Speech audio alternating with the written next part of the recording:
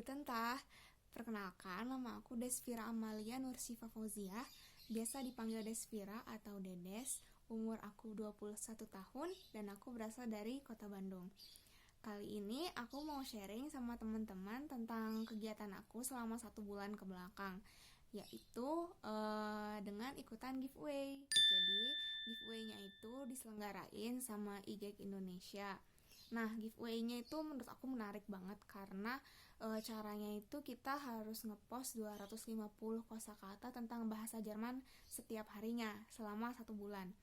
Nah, jadi setiap hari itu ada tema-tema tertentu nih. Jadi kita harus ngepost 250 kosakata tentang tema tersebut setiap harinya. Untuk tahu apa aja tema-temanya, mari kita lihat.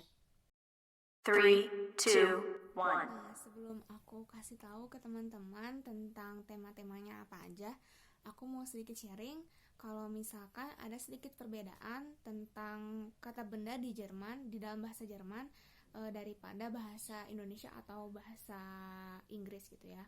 Kalau di Jerman itu menariknya adalah punya tiap kata benda itu punya gender. Ada yang maskulin, ada yang feminin, terus ada juga yang netral kayak gitu. Nah, langsung aja kita ke tema yang pertama, yaitu tentang perkenalan diri. Jadi tema yang pertama itu aku udah mulai familiar ya sama beberapa kosakata tentang perkenalan diri. Nah, di antaranya itu ada Guten Morgen, ada Guten Tag, Guten Abend, Guten Nacht, terus ada juga Wie heißt du, Wie alt bist du, Ich bin Desvira, Ich komme aus Bandung, dan sebagainya. Terus untuk hari yang kedua, temanya itu tentang keluarga. Berarti luas banget tuh ya tema tentang keluarga. Nah, beberapa di antaranya itu ada Mutter, Vater, terus ada Kinder, dan sebagainya. Nah, untuk tema yang ketiga atau hari yang ketiga itu temanya tentang liburan. Nah, kosakatanya itu ada tentang Urlaub atau yang artinya liburan, sama Das Ausland atau mancanegara. Terus di hari keempat temanya itu tentang berbelanja. Nah, beberapa kosakatanya itu diantaranya der Kunde atau pelanggan, di Kasse, kasir, sama di Jacke atau jaket. Terus hari kelima temanya itu tentang bekerja atau profesi. Beberapa di antara contohnya ialah der Koch atau koki, der Lehrer atau guru, dan der Maler atau pelukis. Dan tema yang keenam itu tentang 4 musim. Beberapa kosakata tentang 4 musim itu antara lain ada der Frühling atau yang artinya musim semi, terus der Sommer atau musim panas, sama der Winter musim dingin. Kita lanjut di hari ketujuh, temanya tentang weekend atau akhir pekan. Beberapa kosakata di antaranya itu ada di der Wochenende atau weekend, sama Fernsehen atau menonton TV. Selanjutnya ada kosakata tentang tempat tinggal. Nah, beberapa contohnya itu ada der Wohnort atau tempat tinggal. Terus ada Zuhaus yang artinya rumah, der Tisch yang artinya meja. Terus untuk kosakata hari ke-9 ada tentang kantor pos.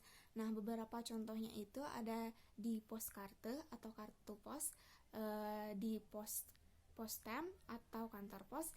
Terus ada der Brief yang artinya surat, sama di Briefmarke atau perangko. Hari ke-10 temanya itu tentang kuliah di Jerman. Wah, ini tuh aku excited banget ngerjain tema ini karena aku sendiri pengen kuliah di Jerman. Doain ya, amin. Nah, jadi beberapa kosakata tentang kuliah di Jerman itu diantaranya ada das Stipendium atau beasiswa, terus ada juga Wohneheim atau asrama, ada juga Studienprogramm atau program studi.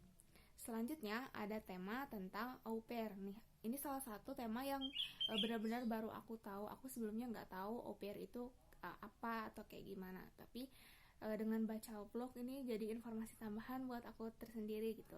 Nah, beberapa contoh kosakata di antaranya ialah Gastfamilie atau family host. Terus ada Freiwillig, kegiatan sukarela, sama Kinder atau anak-anak. Nah, selanjutnya kosakata tentang bekerja atau kerja di kantor. Nah, beberapa contoh kosakatanya itu ada bureau atau bekerja di kantor, terus ada juga das Lineal atau penggaris, sama der Kugelschreiber atau ballpoint. Di hari ke-13 temanya itu tentang Jerman. Nah, beberapa kosakatanya itu ada Deutschland atau negara Jerman, ada Bundesrepublik atau Republik Federal, sama Deutsch atau bahasa Jerman.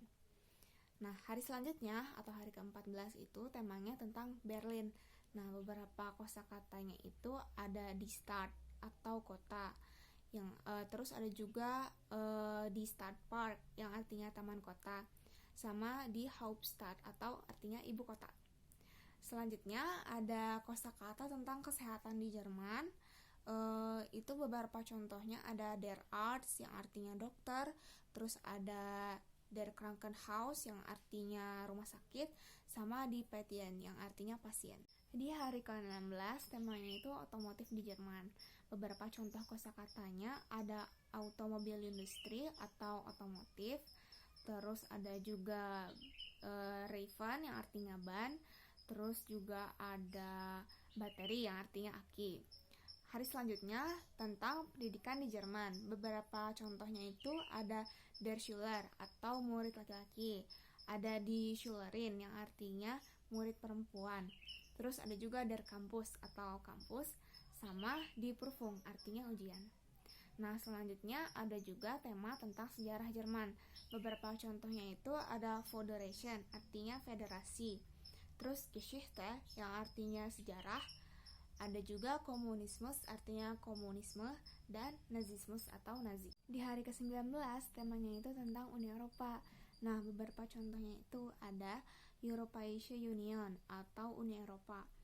Ada juga Europäische Commission atau Komisi Uni Eropa. Dan ada juga Westeuropäische atau Eropa Barat. Nah, selanjutnya tema selanjutnya itu ada tentang Oktoberfest. Nah, ini juga salah satu tema yang menurut aku baru tahu ada Oktoberfest, dan Oktoberfest di Jerman itu ngapain aja kayak gitu. Ini merupakan salah satu wawasan yang baru juga buat aku. Beberapa contoh kosakatanya itu ada das Bierzelt atau tenda bir, terus ada juga das Karussell atau korsel, sama ada juga das Bierfest atau festival minum bir. Nah, selanjutnya ada kosakata tentang Natal di Jerman. Perayaan Natal di Jerman juga unik banget nih. Nah, beberapa kosakata tentang Natal di Jerman itu ada Weihnacht yang artinya Natal, ada juga Weihnachtsmann yang artinya Santa Claus, sama ada juga Weihnachtsbaum atau pohon Natal. Di hari ke-22 temanya itu tentang Studienkolleg. Nah, ini juga salah satu tema yang baru aku tahu, Studienkolleg itu kayak gimana atau kegiatannya itu ngapain aja. Nah, beberapa contoh kosakatanya itu ada di kurs yang artinya kursus, ada juga Unterricht yang artinya mengajar, sama ada juga tentang choice semester. Nah, karena program ini dilaksanakan selama 2 semester kayak gitu. Nah, terus tema selanjutnya ada tentang melamar kerja. Nah, seputar melamar kerja ini biasanya tentang Lebenslauf atau CV alias daftar riwayat hidup. Ada juga tentang interview atau wawancara, sama Arbeit yang artinya bekerja. Nah, di hari selanjutnya itu temanya tentang visa studi. Nah, kosakatanya itu ada visum yang artinya visa, ada juga Studienvisum yang artinya visa studi. Nah, sama ada juga Reisepass yang artinya paspor. Nah, di hari ke-22 itu temanya tentang FSG. Nah, beberapa contoh kosakatanya ada der Ausländer yang artinya warga negara asing, terus ada juga Soziale Welt yang artinya bidang sosial, sama Soziale Aktiviteiten yang artinya aktivitas sosial. Sama juga nih kayak FSG, tema selanjutnya Ausbildung juga aku baru tahu tentang seputar Ausbildung itu.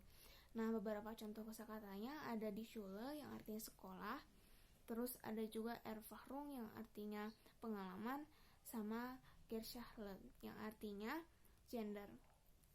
Terus tema selanjutnya itu ada Indonesia. Nah, banyak banget ya kosakata tentang Indonesia, tapi beberapa contohnya itu ada Indonesisch yang artinya bahasa Indonesia.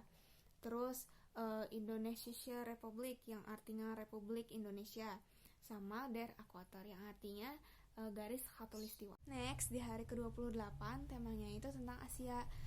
banyak banget kosakata tentang Asia, tapi beberapa contohnya itu ada Asian yang artinya Asia, ada kontinente yang artinya benua, terus ada juga Bewore yang artinya penduduk, sama Sprache yang artinya bahasa. Dan di hari terakhir itu temanya tentang dunia. Nah, di hari terakhir ini itu beberapa contoh kosakatanya ada di Welt yang artinya dunia, terus ada juga World Bank yang artinya Bank Dunia, sama World Frieden yang artinya perdamaian dunia. Sekian tentang beberapa tema selama sebulan ke belakang. Semoga bermanfaat. 3, 2, 1. Cara aku ngerjain trade untuk setiap temanya itu, yang pertama kan pasti aku browsing ya, cari-cari di internet. Nah, sebenarnya ada banyak sumber yang biasa aku pakai untuk ngerjain trade Twitternya itu. Cuman yang paling sering aku pakai yang pertama adalah Wikipedia karena itu informasinya banyak, terus lengkap, luas juga.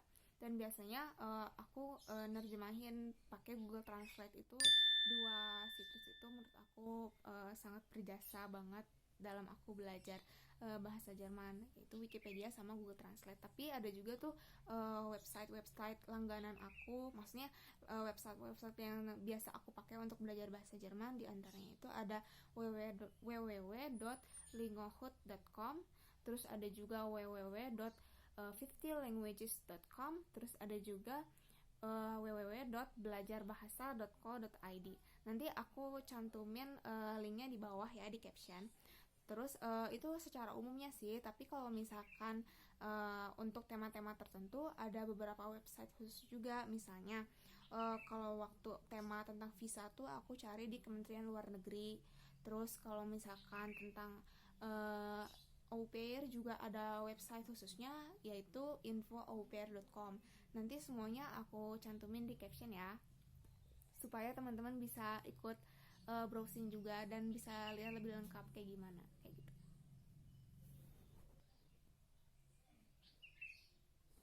Nah, aku juga mau sharing sama teman-teman apa sih kesulitan atau tantangan aku selama aku ngerjain trade ini gitu ya. Beberapa kesulitannya itu, pertama ada untuk tema-tema tertentu kesulitan apa ya, sumber bacaannya gitu yang agak terbatas. Tapi semua keterbatasan itu bisa aku gali lagi dengan cara banyak membaca dari sumber-sumber lainnya. Misalnya aku harus baca yang sumber versi bahasa Inggrisnya atau dari bahasa Jermannya, terus ditranslatein kayak gitu. Jadi sebenarnya masalah itu bisa diatasi sih. Terus tantangan selanjutnya juga karena kehabisan kata-kata, jadi bisa diantisipasi dengan bikin kalimat kayak gitu. Terus tantangan yang lumayan menantang menurut aku itu masalah pembagian waktunya. Jadi aku itu sekarang mahasiswa tingkat 4 lagi nyusun skripsi. Terus aku juga punya kerja sampingan sebagai part-timer content writer gitu. Jadi tantangannya adalah ngebagi waktu secara apa ya, adil dan bijaksana gitu. Itu lihat salah satu beberapa tantangannya. Tapi walaupun ada beberapa tantangan, semuanya bisa teratasi dengan baik gitu. Alhamdulillah. Nah, selanjutnya aku mau sharing sama teman-teman apa aja sih dampak atau manfaat yang aku rasain selama aku ngerjain trade atau ikutan giveaway ini. Sebenarnya banyak banget serius ini mah. Tapi kalau misalkan dari segi waktu, bisa memanfaatkan waktu dengan lebih baik lagi. Terus bisa latihan manajemen waktu yang baik dan bijaksana itu seperti apa, berapa waktu yang dibutuhkan untuk ngerjain skripsi, berapa lama aku harus untuk kerja part time, terus berapa lama aku waktu yang aku habiskan untuk ngerjain trade giveaway ini kayak gitu. Jadi lebih bijaksana aja sih memanfaatkan waktu dan mengaturnya kayak gitu. Itu kalau dari segi waktu. Tapi kalau misalkan dari segi ilmu atau wawasan, banyak banget sih sebenarnya. Seperti yang tadi udah aku sharing waktu bagian tema, itu kan banyak banget tema-tema yang baru aku tahu gitu. Tentang au pair, terus Studienkolleg, terus Ausbildung, FSJ, itu semuanya sebelumnya aku nggak tahu. Tapi karena ikutan giveaway ini aku baca, jadi aku tahu gitu kan. Nah itu salah satu keunggulannya sih. Aku juga jadi tahu sejarah Jerman tuh sebenarnya dari awal tuh kayak gimana, terus budaya orang Jerman itu kayak apa, terus apa aja sih do and don't yang selama kita di Jerman gitu, apa aja sih yang boleh dan gak sebaiknya kita lakukan selama kita di Jerman kayak gitu. Aku juga jadi tahu prosedur sama persyaratan kalau misalkan mau studi ke Jerman itu kayak gimana, atau misalkan aku mau ikut au pair itu kayak gimana, jadi tahu gitu. Alhamdulillah, jadi banyak pengetahuan yang aku dapat. Kalau kesan pesannya sih yang pasti senang dan excited banget, karena aku merupakan salah satu tipe orang yang apa ya, yang ya gampang excited, terus antusias terhadap hal-hal baru. Jadi aku semakin semangat aja ngerjainnya gitu, walaupun ya ada juga pembagian waktunya yang tadi aku udah bilang kendala-kendalanya itu. Tapi karena kalau misalkan kita ngerjainnya pakai hati, insya Allah semuanya dapat diselesaikan dengan baik gitu. Kuncinya adalah yang pertama itu usaha, terus konsisten, terus berkomitmen gitu. Kalau misalkan kita mau dapat ilmu yang baru, dan suatu hari ilmu kita yang bisa kita dapetin itu bisa bermanfaat untuk orang lain, kayak gitu sih. Yang terakhir aku mau mengucapkan terima kasih kepada IGIK Indonesia karena telah mengadakan giveaway ini. Jadi aku punya kesempatan untuk belajar bahasa Jerman secara otodidak, karena ini tuh salah satu metode yang unik dan efektif menurut aku, karena lewat nge-tweet gitu kan, jadi kita harus baca satu-satu kayak gitu sih. Terima kasih IGIK Indonesia atas kesempatannya. Semoga impian aku untuk bisa ke Jerman bisa segera tercapai bersama IGIK Indonesia. Terima kasih. Wassalamualaikum warahmatullahi wabarakatuh. Sampai ketemu di tahun baru 2019. Dankeschön.